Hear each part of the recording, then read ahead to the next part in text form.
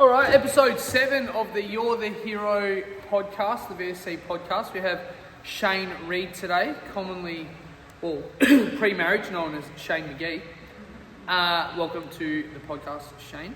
It still wigs me out when I see the board with Shayne R on it, and I'm like, who's that? I'm like, oh, that's me. Or when I go to check you in and your email is still Shayne McGee. Yeah.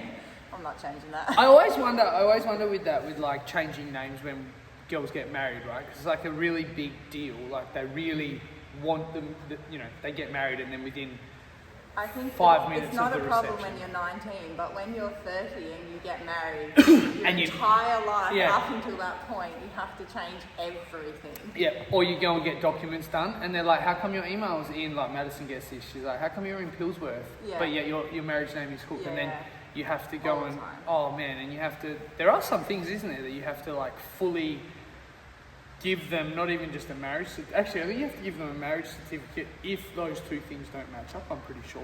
Yes. Any of the MyGov ID things are no. That is a pain. Yeah. It shouldn't be. No. I get it if you change. I mean, I get it. What they should do is they should make you register your partner, and then that should almost link them. Yeah. As I get it's one person. But I also get it because I can still go by McGee if I want to. You can do either. That's so, true. Yeah. Yeah. It is crazy, but glad I don't have to do it. We could have done it, but I didn't. I didn't change my name. Yeah, I didn't change my name, so that's always handy. So the whole idea behind the podcast is, or us even interviewing everybody, is more that we make it about sort of the members, and getting to know you a little bit deeper. So you have changed your name. Yep, legally. Legally, what might we add? Yep. Because how long have you guys been married now?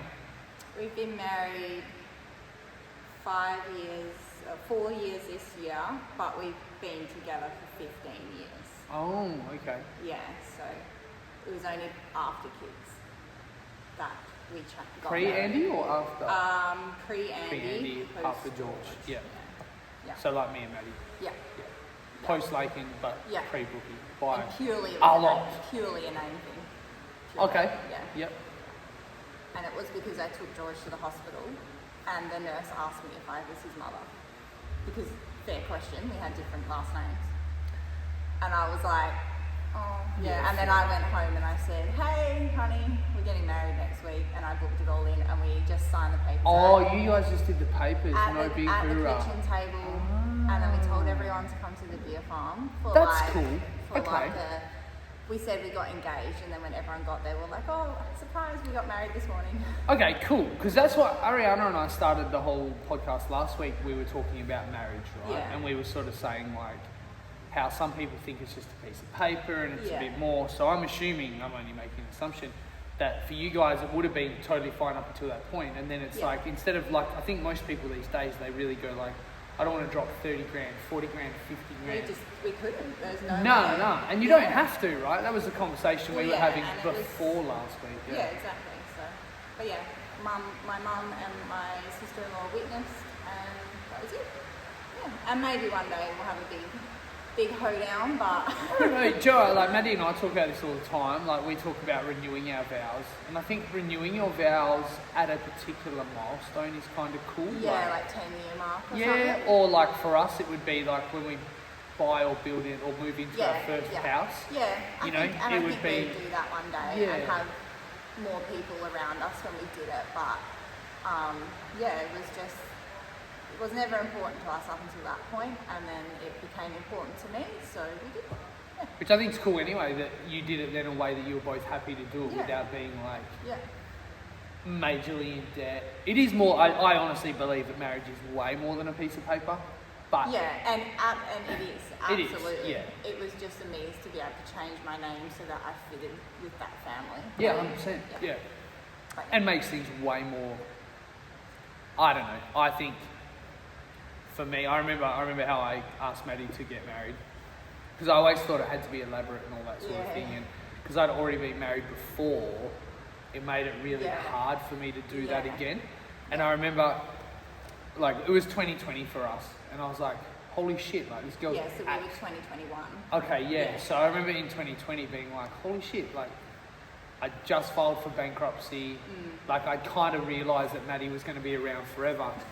Oh, bugger. Yeah, and we'd already had, and I know we'd already had Laken, like we'd already had a kid, but you know, that's never a dead, like particularly now, it's never a specific, it's not a guarantee that you're going to stay together, No, right? it's Holy not, crap, it's so bad at the moment. The piece of paper doesn't mean anything. No, not at all. But it's your everyday. Yes. But then when you sort of like, what we did was it was like, well, we can get money from the government for this because we don't take superannuation. Yeah. So we were like, we can get money from superannuation. I asked her I bought one of these rings because I didn't have a ring and I didn't want to do another $5,000 on a fancy ring. No. Anyway, so I bought one of these rings, but it was just as COVID hit and it never came. Yeah. So like it never came in the mail. Yeah, it never came in the mail. And Maddie's friend Amy Lindsay was supposed to come and they were coming for dinner, but because it was the COVID lockdown, she was like, I don't think we should come. Wild times. Oh yeah, and I was literally like, I was supposed to ask you to marry me tonight and blah, blah, blah. And she's like, well, you still can. And I was like, okay. Yeah, we did. That's exactly how that went down. And I think sometimes with those moments, it doesn't have to be that perfect wind up and that perfect build up. Like most things, it just doesn't have to be that. No, it doesn't at all. Cringy. That's cool. Like it's cool that you guys got married like that. And then, like you said, one day. When we have disposable income. Yeah. Well, yeah. Without kids. Yeah. So let's talk about how you got started with that strength and conditioning, because you have a training background. This isn't the first time you've exercised. No. In fact, correct me if I'm wrong, but you're fully qualified, is that right? I am. Yeah. So,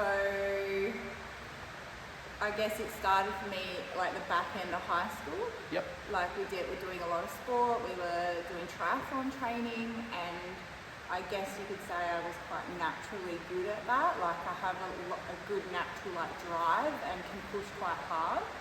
And then straight out of school, I did a Cert 3 and Cert 4 in PT and fitness. But then I never worked in the industry. My path went completely different to that study, which is fine. And then went to uni, did all that kind of stuff. And then I was working full time, and I used to come casually here. Like I used to pop in every now and then. Yep. And then I got pregnant. And I was sick as for like 20 weeks. Could barely get out of bed to go to work, let alone the thought of coming here. And then when I did finally get back, it just wasn't the same. My body was not loving it. It was very loose, like my back would slide out all the time. And it got to the point the physio was like, you need to be able to walk, like you need to choose. So that was kind of where I finished here. And then I had George. Oh wow, so that long ago, right? Because I was wondering this, and like I'm bad at this. I'm good at most things, but the one thing I'm really bad at is remembering when people start. Yeah, so that would have been like, oh wow, here I am thinking, and then that this would have been like 2019. Yep. And then so I had to just leave it because it just wasn't that time in my life, I guess. And then I had Andy. I'd also like to point out we are way more mature with the way we do things now. So, like 2019 would have been a lot different to what we do now in 2025. Yeah, for sure. But just my body wasn't in it. I was still pretty sick. Like it just wasn't the time and to be pushing, I guess. So then I had to accept that, had to leave it. And then after Andy, she must have been like, maybe one, and then I started back here again, and from there just.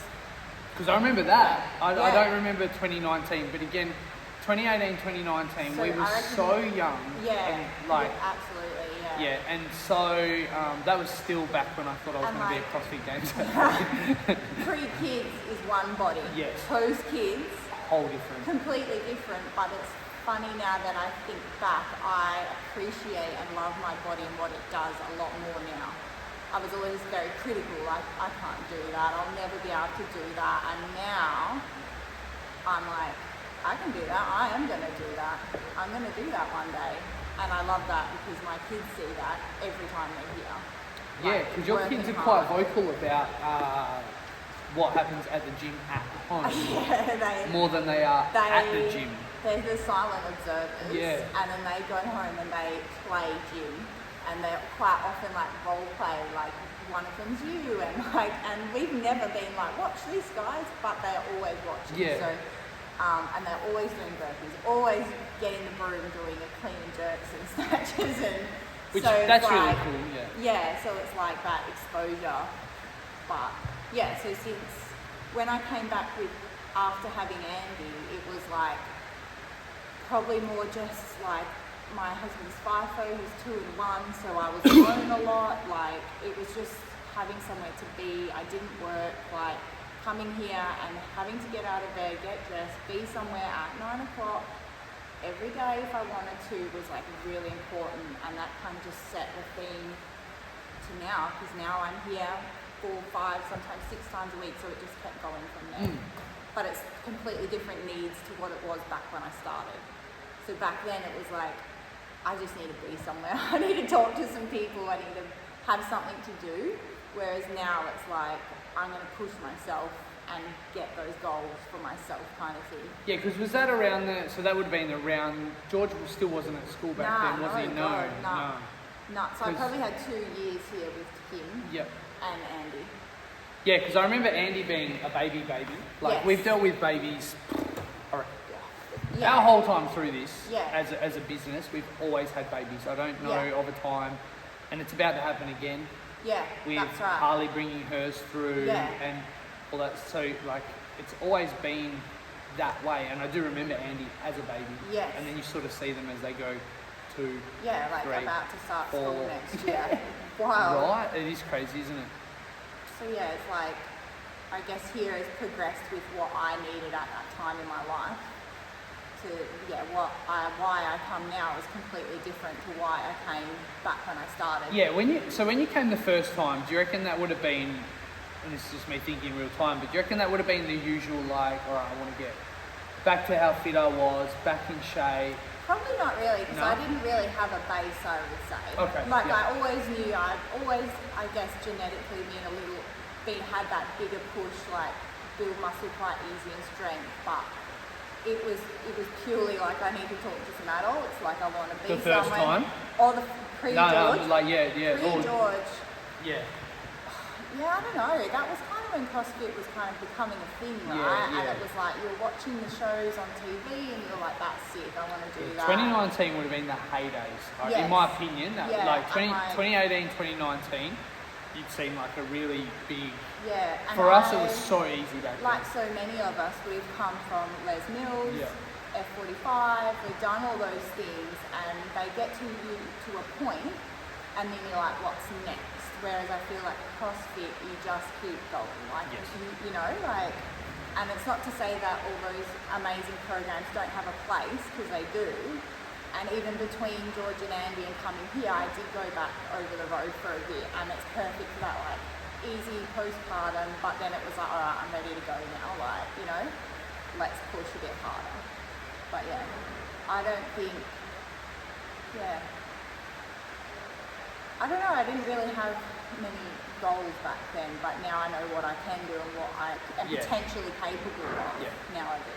Well, because you would have been here now for at least 3 years. 2 years? At least 2. 3, maybe closer coming to into 3. 4, Yeah, at least. Next year would be 4, I reckon. Yeah. So that maturity would have grown. I mean, again, I think as a business we've grown a lot over those years, like so much. Yeah.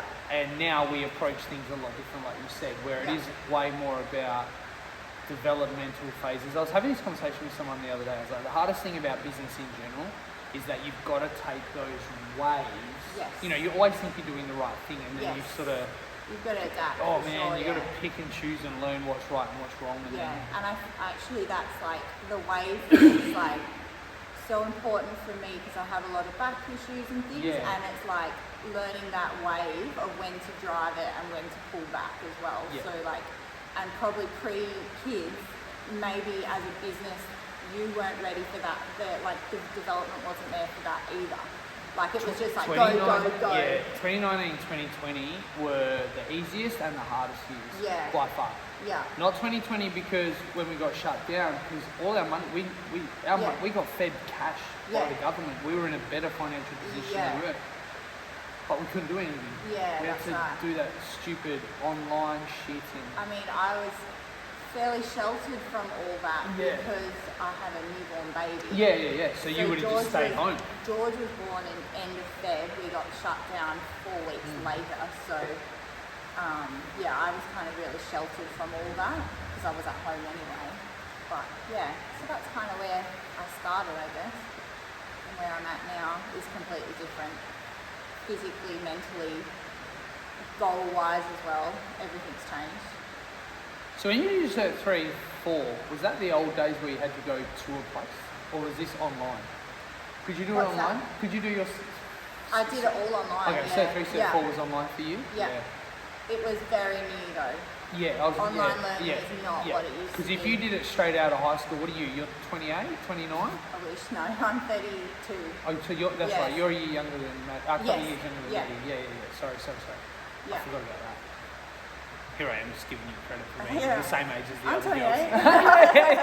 girls. Yeah. Oh yeah, for sure then. Because I know when I did mine 2005. It was almost like at the point it was a bit sketchy. Like you didn't know whether to sign up or not.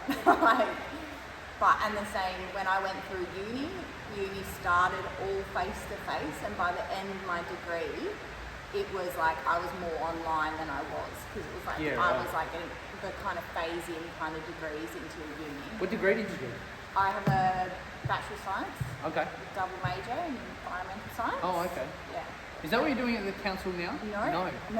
So another twist in my little journey. I am 2 qualifications, no work. Yeah, exactly. Yeah. I am a work health and safety officer. Oh, okay. So not all right. Yeah.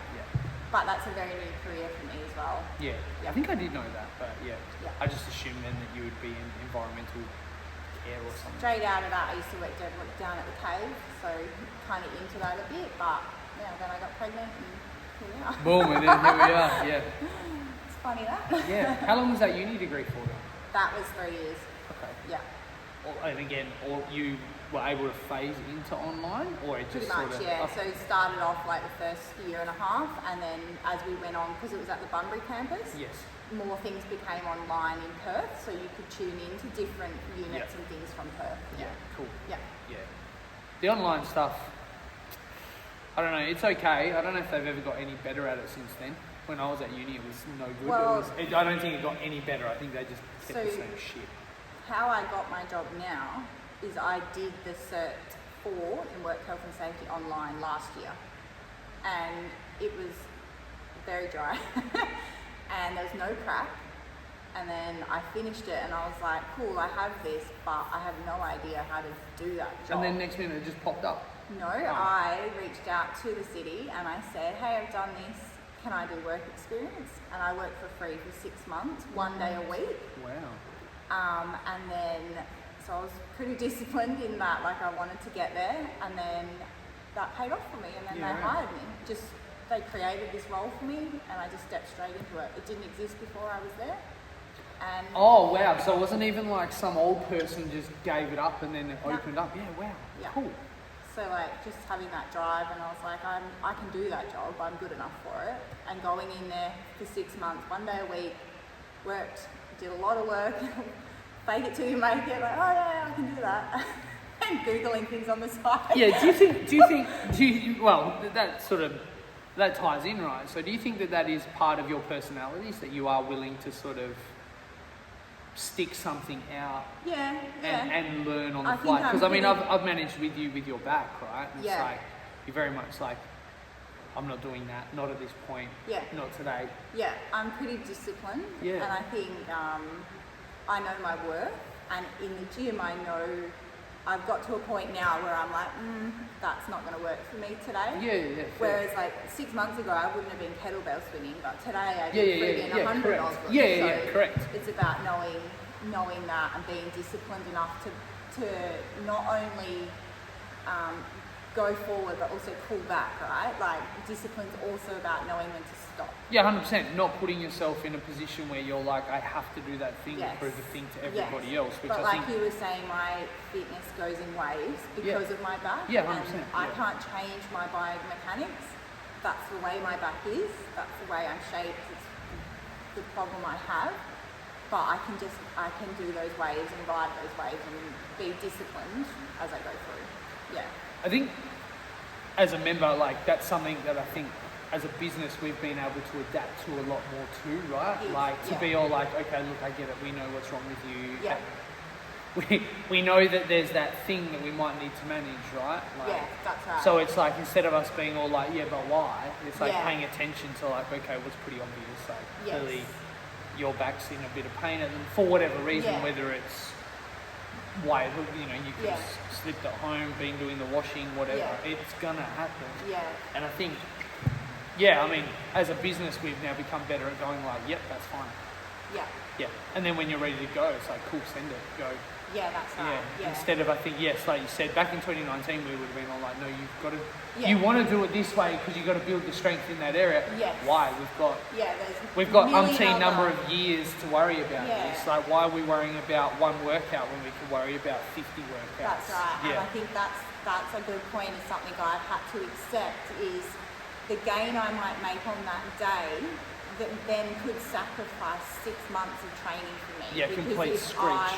if I push where I shouldn't, and I know I shouldn't, and I hurt myself, then the next 6 months is coming back and getting back up to the point and then pushing again. So yeah, it's riding those waves for sure. Do you think culturally the whole environment accepts that a lot more now over In the years? fitness yeah. in general? Yeah. For sure, Yeah. yeah. Like particularly, because a lot of our guys now are nursing injuries that are not based on the exercises they do. They just pop up, right? Like, Yeah. I've just had that elbow problem. Yeah, that's right, yeah. You've got Ben and Gav with a shoulder issue. Yeah, They're back doing handstand push-ups now. Like these things pop up as we get older. for sure. And yeah. a lot of people sort of, I feel like you're right, they would, and we've all been through it, right? Like we've Yeah. all been through it. We're like, well, if I can't do that, I'm not doing it, or I have to be able to do that. And then it's like, actually, no, because, like today's workout, 20 minutes is 20 minutes. So it Yes. doesn't matter whether you, That's right. And I if you're think not going to it's- kettlebell swing, you could row again, or, Yeah, and it's like coming to terms with maybe that movement's just not for you, Yeah. right? Like there was a good probably 7-8 months where I just didn't even pick up a kettlebell yeah, 100%. because Or I was deadlift like, it ever. does, yeah, Yeah. and yeah, that's right. Yeah. And I very rarely deadlift. If Yeah. I did, it was in the really light percentages Yeah. before that reason. Mm. So, yeah, I mean, I also try and get a lot of information from everywhere because everyone has that little gem that's going to help you on your way, right? So, like that could be different fitness professionals like yourself. I'm very lucky that I have my sisters, obviously a very successful PT, and Yes. her husband, so I get a lot of background information from them.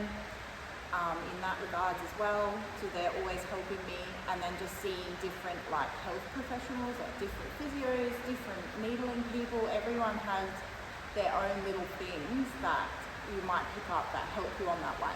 So yeah, definitely. As an industry in general, I think everyone's a lot more accommodating now. I think we've worked out to stop fighting each other. Yeah. We've still got a long way to go as an industry. Yeah. But I think it's all starting to come together. Yeah, for sure. And I think it's because now we've worked out that having turf wars, I've explained this to people, even though I remember talking to Ariana about this, I was like, we have turf wars on this, right? Yeah. She's like, what do you mean? It's like, well, because everybody's thing is the best. Yes. But as you mature, Yeah. I think that's, as you mature, you go, I'm for everybody, but I'm not for everybody, but I'm for anybody. So That's so right. Yeah. Like it's like not everybody wants to do this, Yes. but anybody's willing to have a go, but it That's might not right. be for you. And it might not serve you at that particular point in your life. Yeah, 100%. But you can always come back. Like you That's said, you right. might end up across the road for a little Yes. bit. But that's why I'm a firm believer. This contract thing that you see floating around between Yeah. gyms and stuff is like no one's accommodating for this. I hate the word seasons. I don't like it, but it is kind of a It thing. is. It's Seasons of life, it's a right? thing, right? It and is, it's for sure. yeah, and it's definitely one of those things where it's like there are different times I also think, like you said, like you've got to also be willing to grow yourself inside of these things, you know. Yeah, well, seasons is a good word, and mine's a good example because I had the season of pregnancy, the season of being a very new mother, and in both of those times, nothing here really served me, which is fine.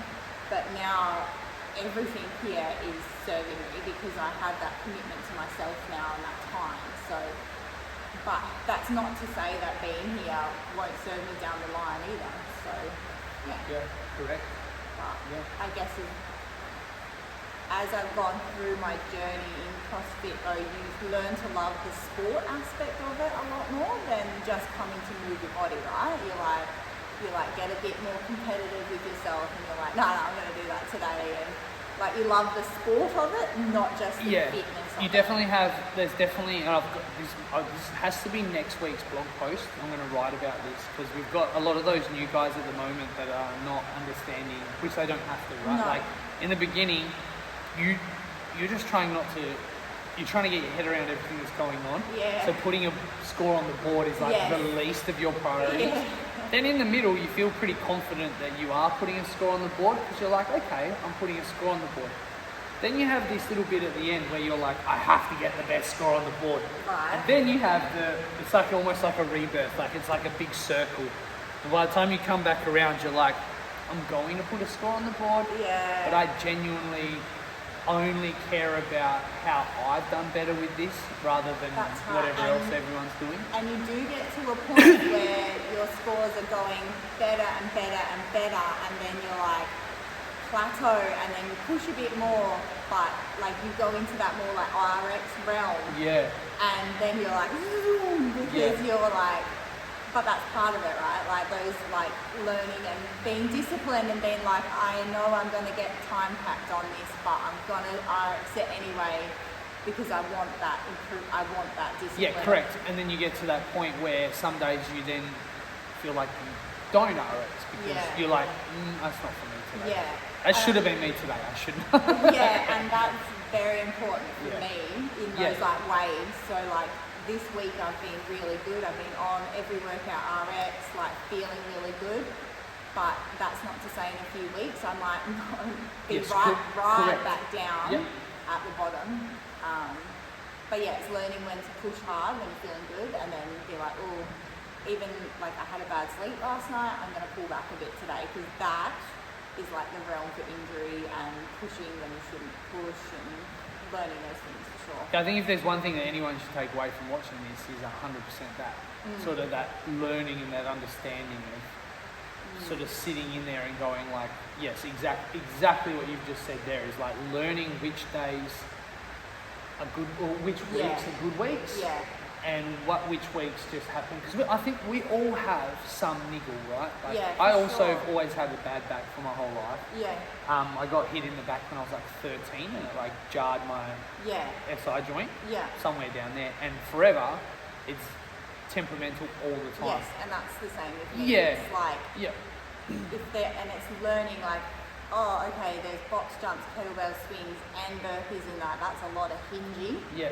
That's I'm stressed, and I've eaten like an asshole for a week. Yeah. I haven't had enough sleep. Yeah, exactly. My back already aches. I am probably going to miss out 2 or 3 of those things. Yeah, and I guess maybe that's not. People don't see you making those choices, right? They see you RXing workouts and snatching and like going. They notice you when you're at your best, but they may not notice you 80% of the time. Yeah, 100%. When you're just grinding in the background. And I also think like a good example is you can't be perfect at everything at once.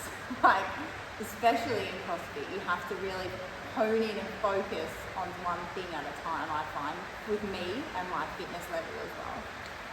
And also realising that people might see you when you're doing really well, but at the same time, 90% of the time, they're really just focusing on themselves. And you would have had that realisation. I definitely have. Whereas I've got to RX, like you said, you know, you might have RX'd all 3 workouts earlier this week. Tomorrow, though, you know, that clean's going to be that's not even your 1 RM, is it 70? For a clean? Yeah. 70 is my one. Okay, yeah. so very unlikely, but yet you might give it a nudge.